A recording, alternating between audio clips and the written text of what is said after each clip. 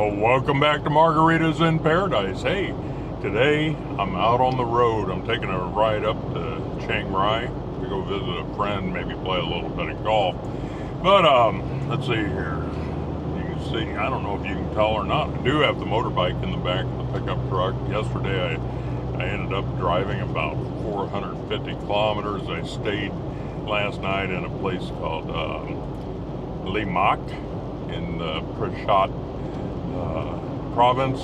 Anyway, it was a great hotel. I found it right off the road. I took a chance. 500 baht, I think, is what they charged me. It was a brand new facility. I got a little video I'll put in. So last night I stopped at this place and Prashat, and I think it's called the Wan Nok Motel. And it's a pretty nice little place here, recently done. There's no doubt about it. New construction. And of course I already slept in this room, but you have a king size bed, and it's a comfortable bed with a apartment style refrigerator that was cold. It comes with 2 bottles of water, a nice TV. I had my Android box, and anyway, come on inside real quick here. There's the toilet shower area right there. It's separated. Pretty nice overall. I mean, for 500 baht, really great deal. 500 baht, about $15. I'm out here on the road and enjoying life in Thailand. The road's beautiful. I'll try to put some scenery of that in a little bit later. But what I wanted to talk to you today is about the mistakes that I keep seeing people make when they come over here. And a lot of, most of these mistakes are dealing with women, I think, or with partners anyway. And guys tell me all the time about the things that they're doing, but it's not always about a partner. But it's like one of the things that is a hot subject all the time is whether or not you should buy or rent a condo, for instance. You should always rent. I mean, rental property here is so cheap, and you can get such a bargain at it. If you buy a place, then you're tied into it for life, basically. And people talk about, well, they'll just sell the place that they buy. And there's a lot of places for sale. So, if you're going to give it away, put it in a fire sale or something like that to get rid of it, that's one thing. But if you're looking at making your money back, well, that's another thing. And is that doable? Yeah, it's doable, but the frequency of people making their money back on their condos are not a lot. All right. Anyway, I had a friend, another YouTube viewer that came over here recently, and right away, of course, he rented a hotel for a couple weeks, but within the first month, he already put a deposit down on a condo, and I don't think that's long enough for a guy that probably spent all of 2 weeks in Thailand and haven't really traveled around Thailand and seen what's available and the different prices and things like that. Now, don't get me wrong, he felt like he could afford what he got, but the thing is I almost guarantee that he's going to regret it later on. So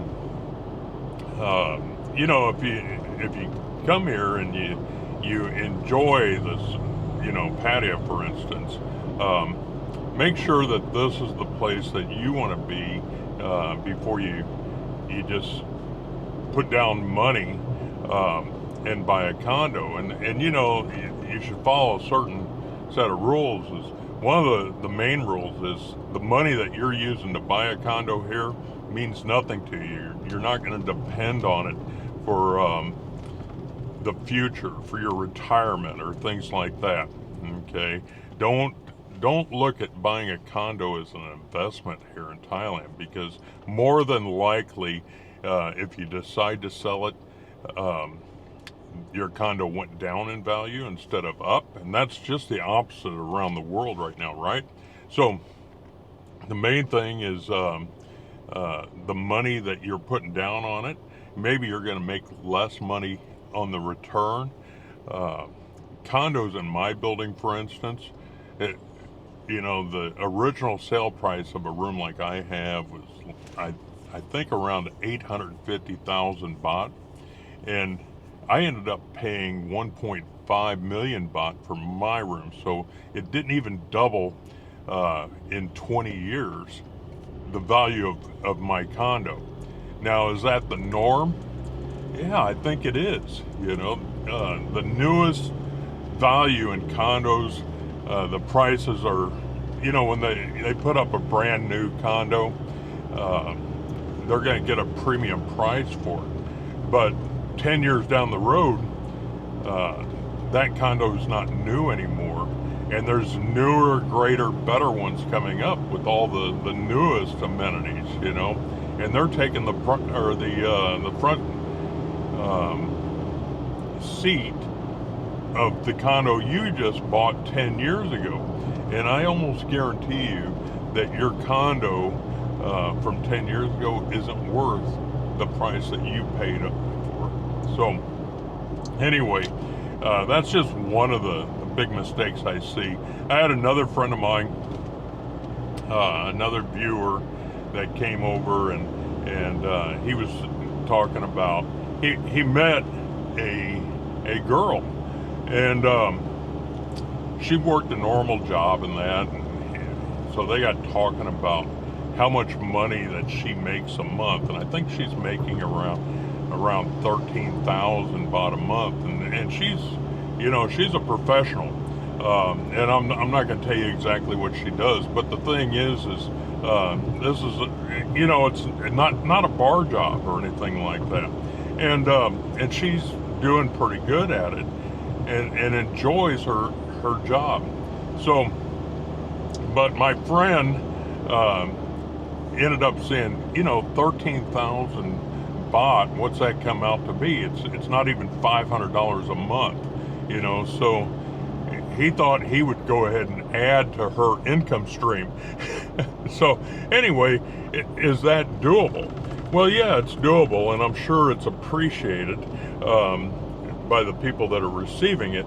But my question was to him is, did she ask for this? All right.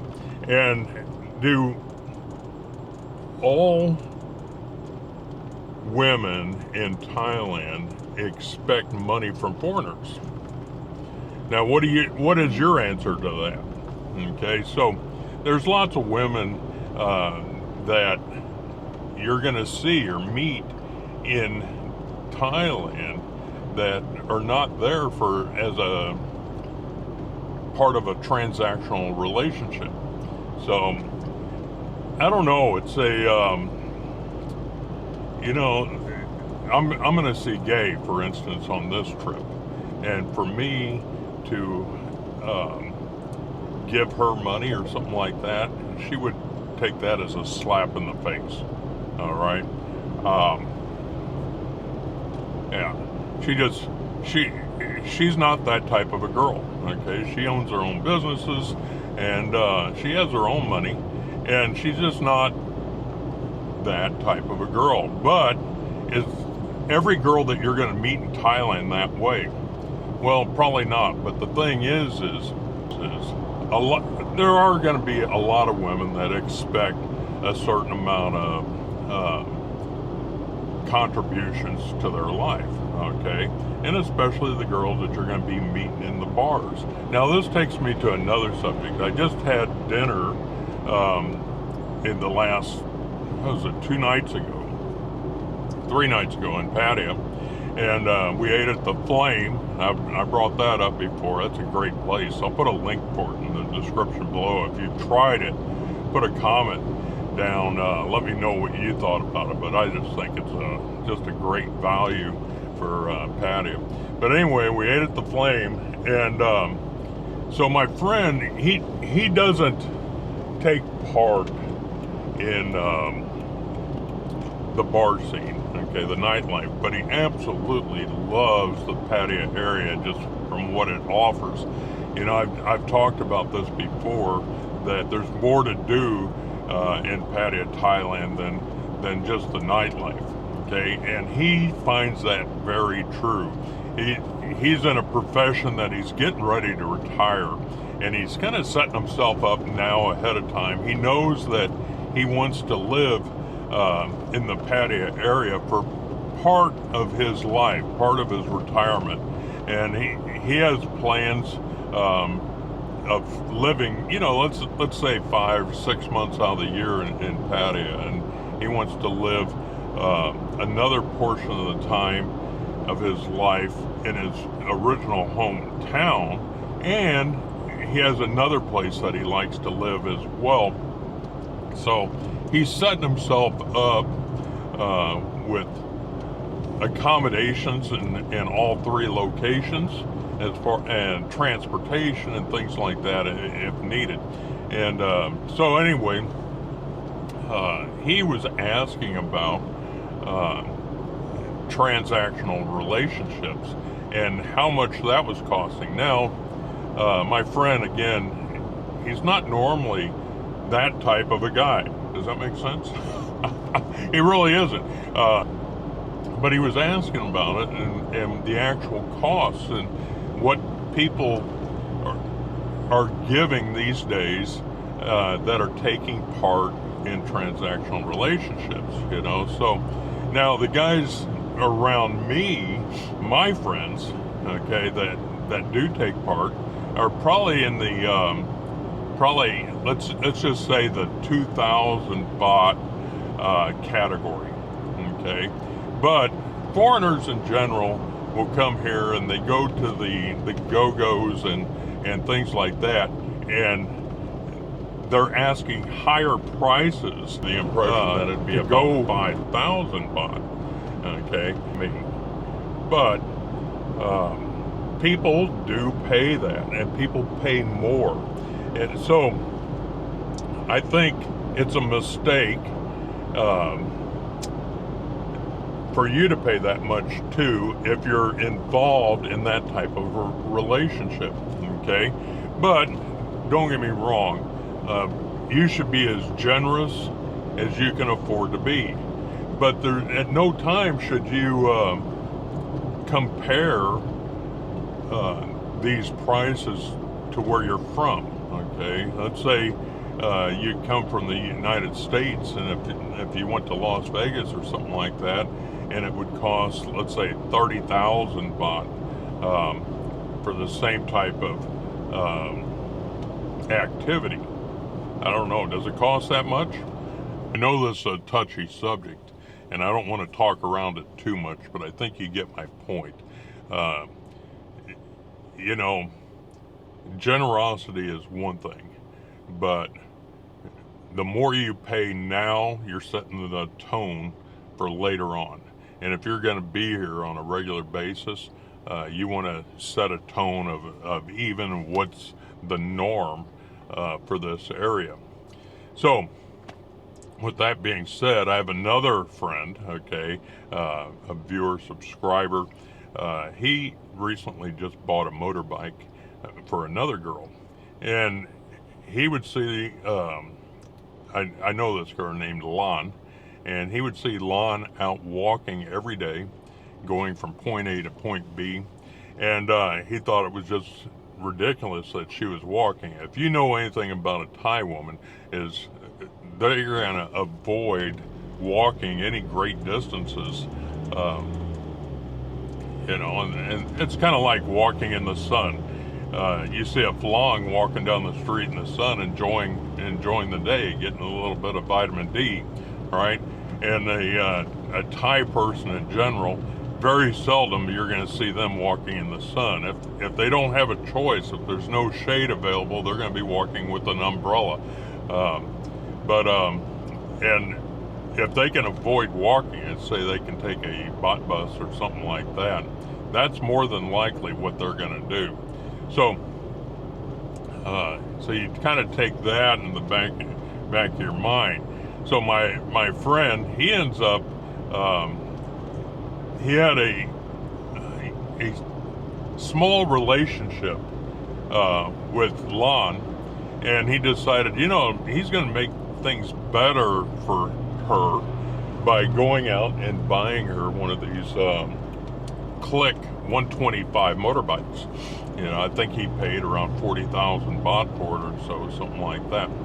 And Lon, she was just thrilled to get this motorbike. I mean, it completely paid for her. She wasn't making payments on it. The green book was in her name. Yeah, it was just a really great deal.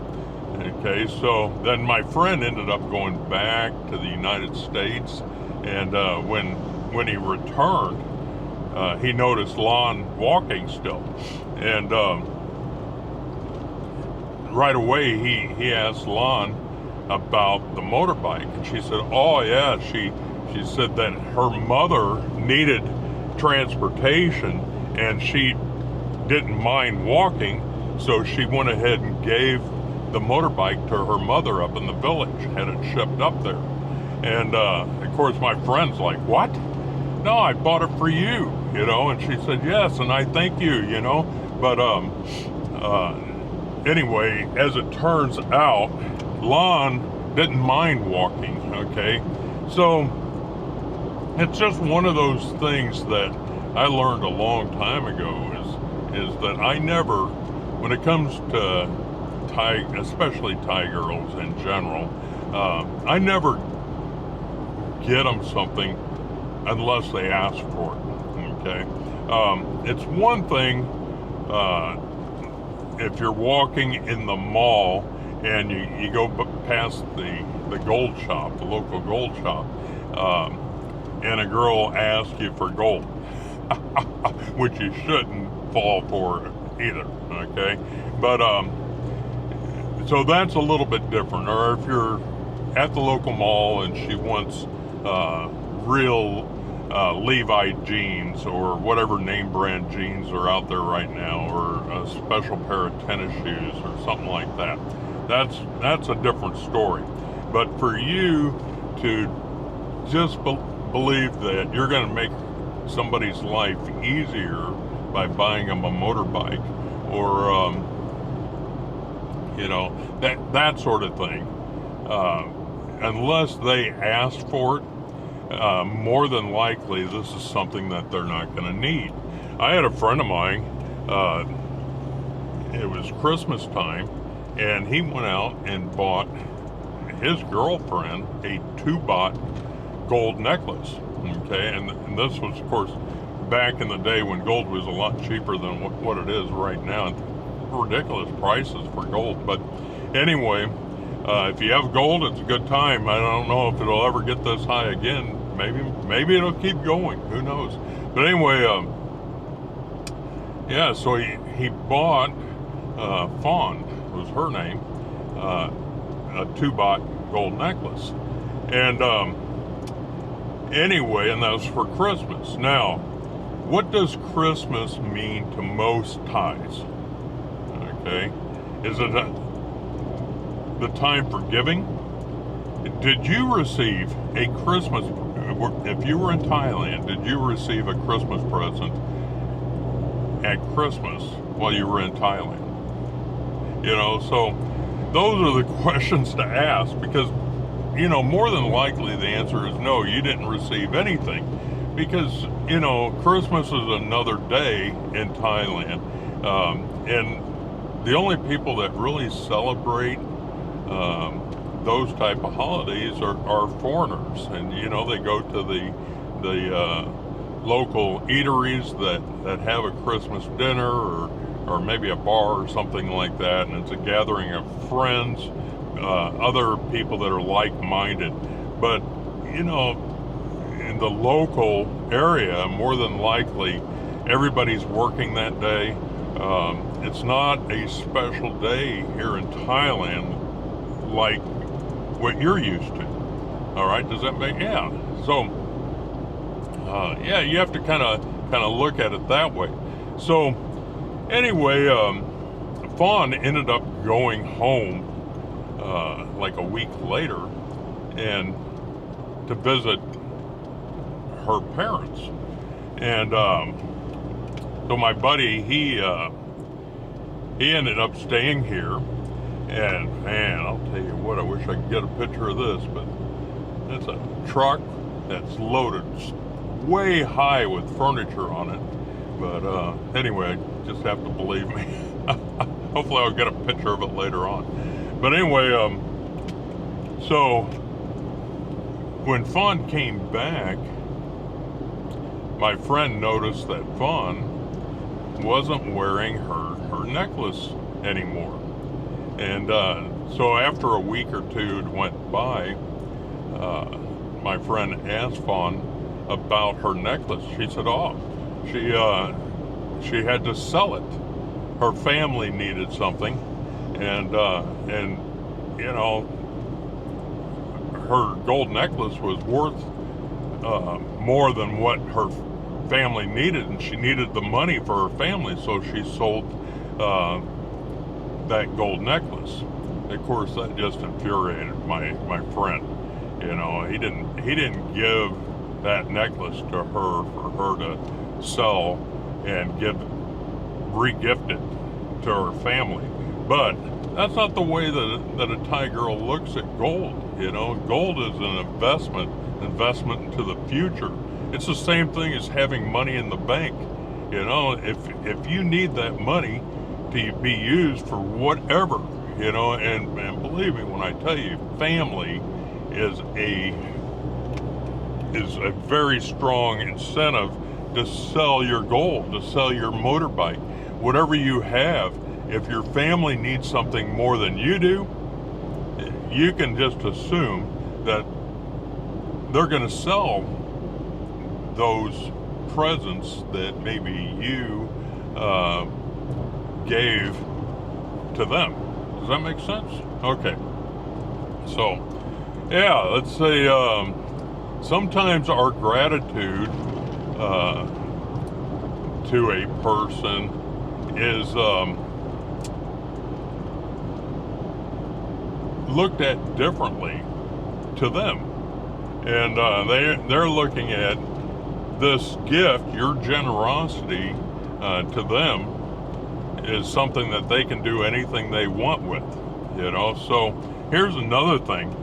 I've had friends in the past that, you know, yeah, they're involved with these different women, and let's say they are part of a transactional relationship.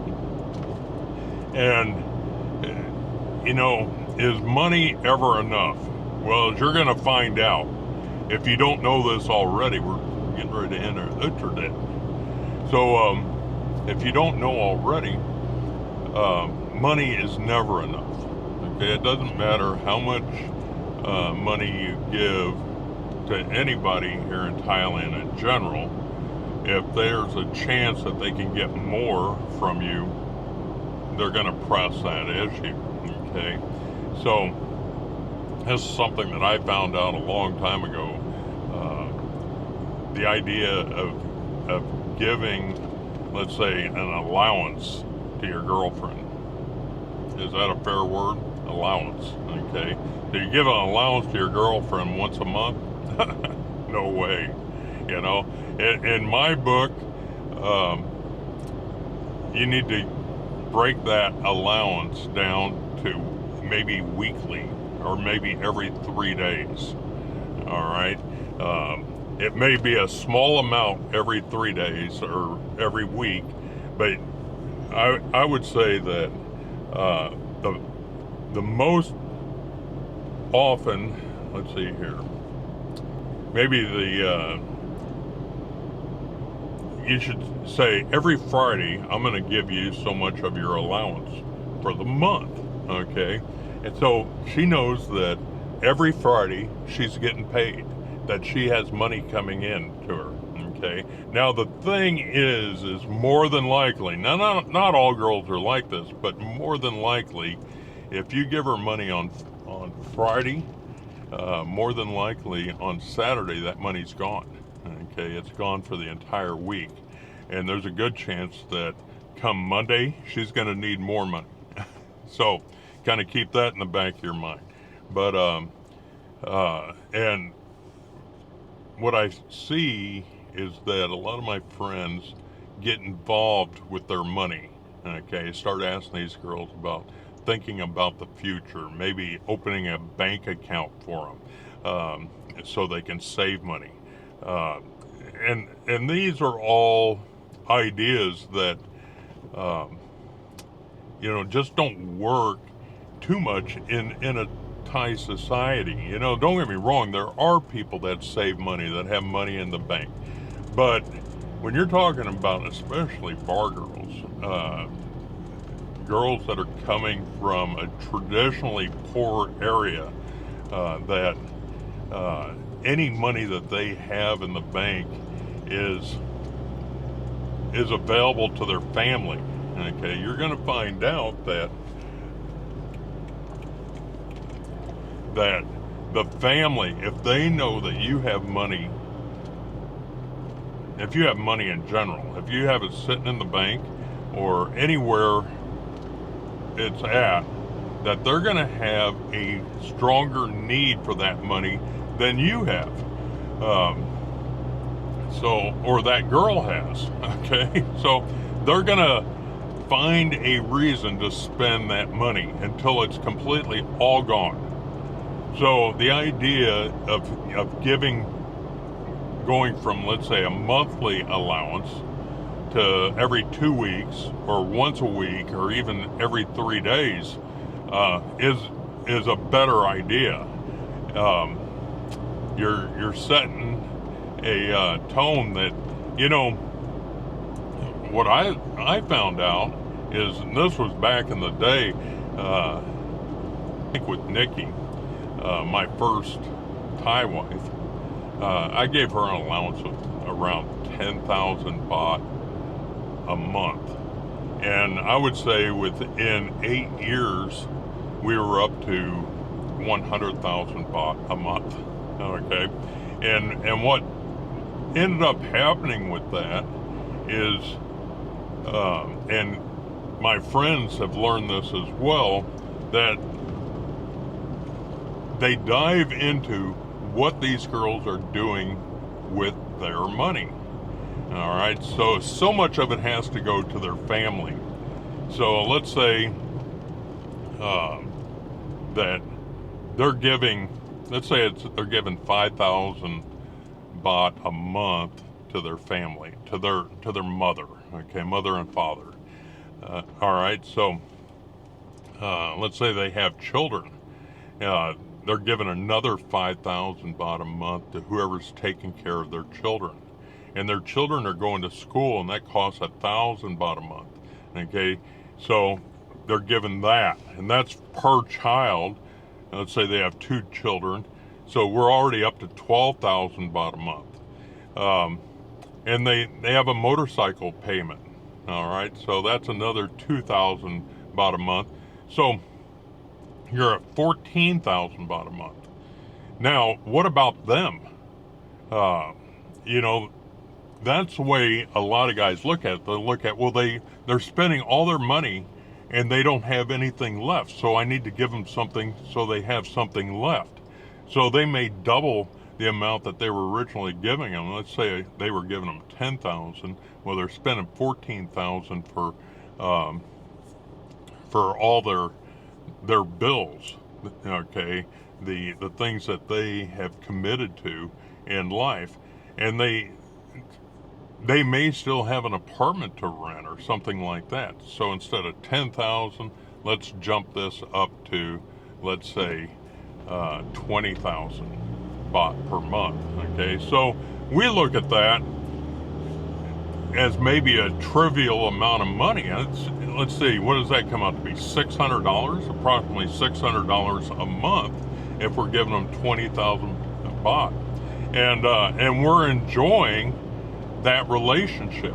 Okay, that may be what we consider to be cheap, and a lot of my friends look at it that way. But the mistake they're making is that they're getting involved with what these girls are doing with their money. It shouldn't be, they shouldn't care about, well, they have to give money to their parents, or they have to give money to their children, or whatever. You know, you give somebody a set amount of money, it's the same thing as her going to work for a business. If she's working for McDonald's and she's getting 10,000 baht a month, McDonald's don't care what she does with her money.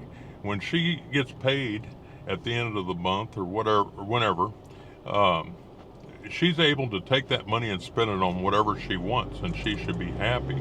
And if she needs more money, maybe she has to go get another job. Now, most of my friends would say, no, I don't want her to have another job.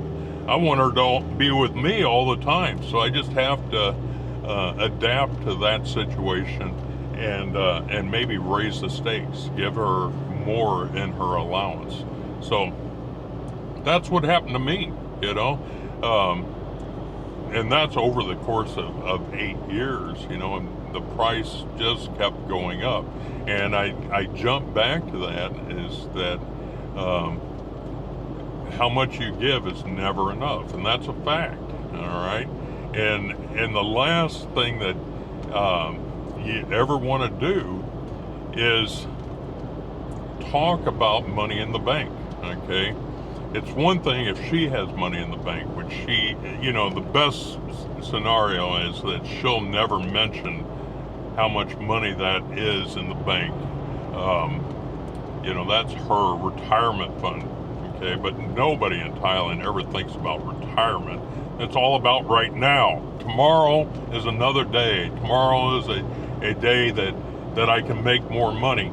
So they're not thinking about that. But when it comes to your money, okay, the last thing that you need anybody to know about, and I don't care if it's another Phalong, if it's another girl, whoever it is, okay, is how much money you have in your bank, how much money you make a month, you know, things like that.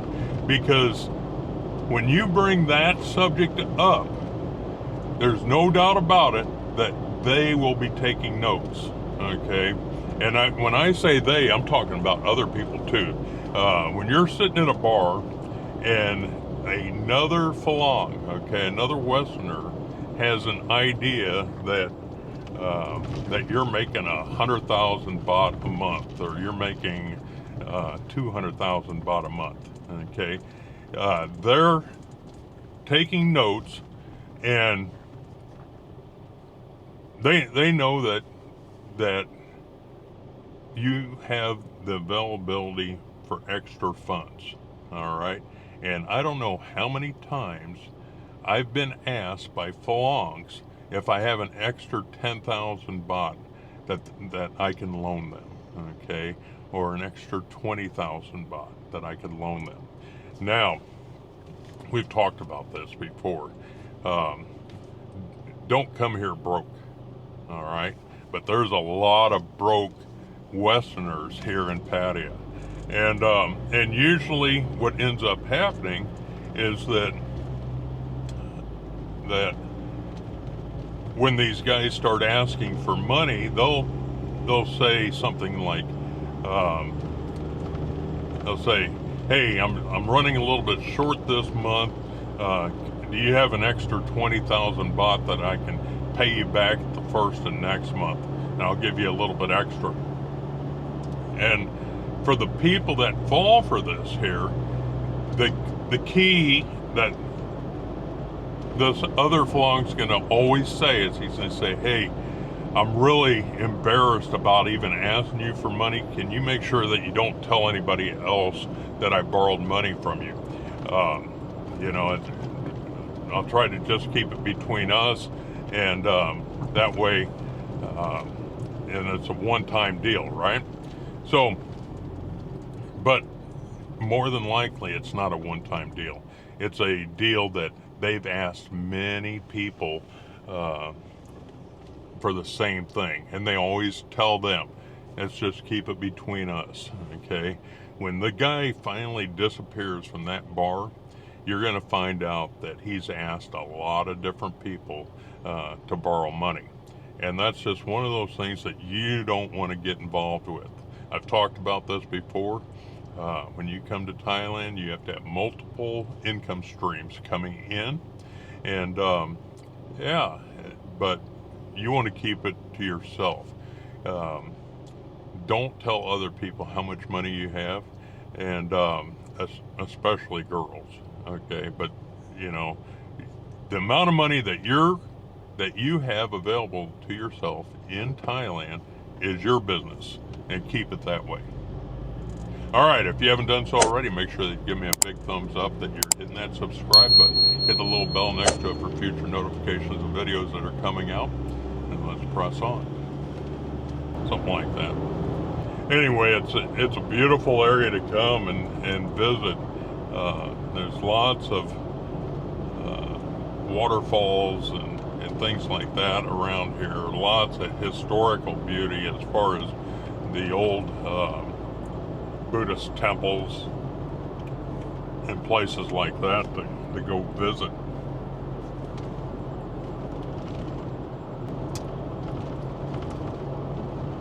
High season basically already started, but we're just getting into the start of high season, especially in a place like Pattaya.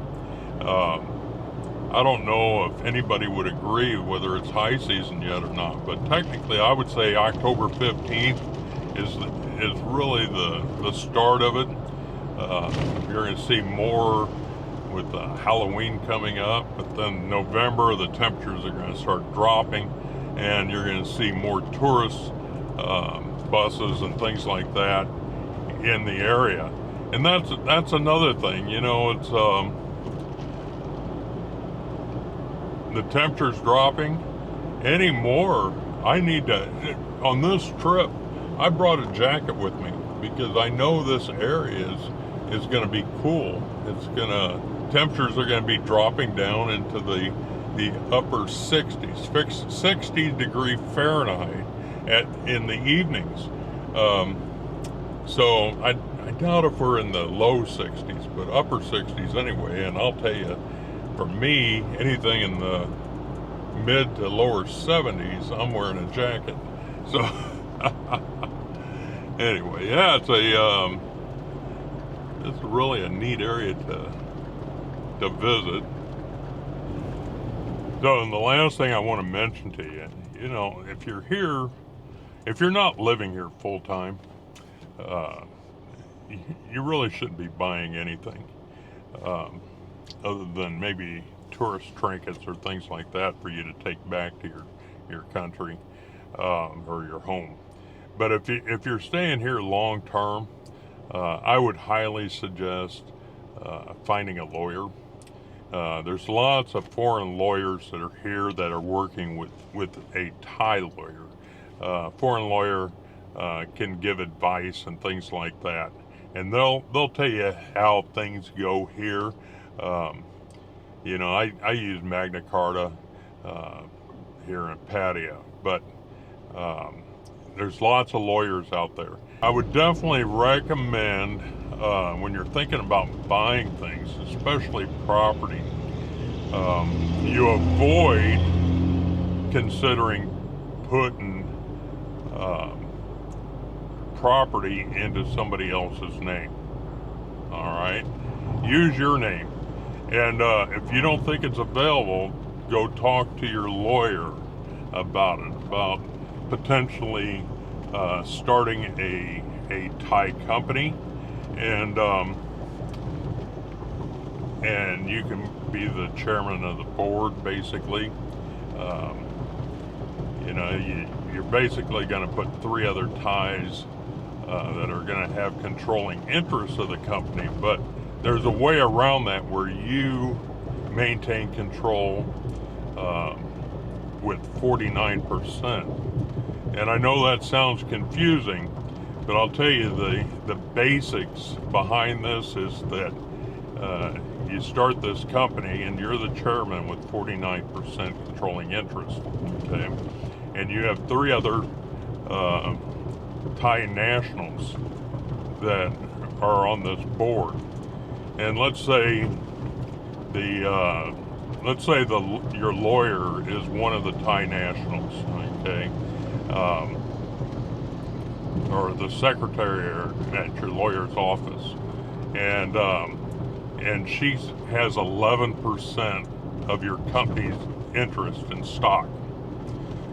So she has 11%, and then let's say you have a girlfriend from 10 years ago that you know, that you've been keeping contact with, and she's older now and she lives up north, and you use her ID card for a 20% interest in your company. All right. So, and then let's say you have another friend that lives in Hua Hin, and he's a golfing buddy or something like that, and you use him for another 20%.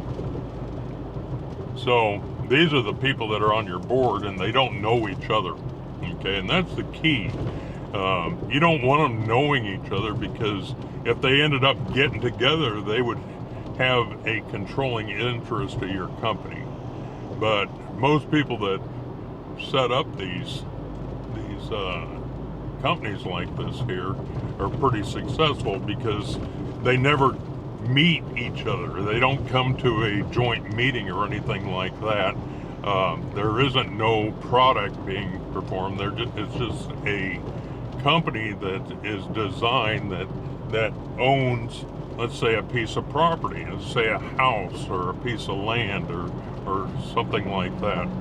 Does that make sense? So there's roadworks ahead. You're always going to be, as the chairman of the board and having the controlling amount, 49%, and you can change these people at any point in time. Okay. Now the negatives of having a company is that is you're going to have to file a return with the government every year. So so that's going to cost you 10,000 baht or $300 approximately. But everything that's going on with this company is going to be, you're going to have the controlling interest in this. Now, a lot of people say, oh, just put it in your girlfriend's name, okay? Or just put it in your wife's name. And I don't know how many times I've heard this, that a guy will go back to his home country for a couple months, and he comes back, and the house that he was living in is occupied by somebody else, and they let them know when they get there that they just bought this house from this girl or whatever, and they paid this 3 million baht house, they paid a 500,000 baht for it, and they've already changed the title on it. And this happens all the time, and you don't want to be a part of that. Okay, I'm just telling you, you don't want to be a part of that. Hire a lawyer. If it's that important to you to own a piece of property for whatever reason, hire a lawyer.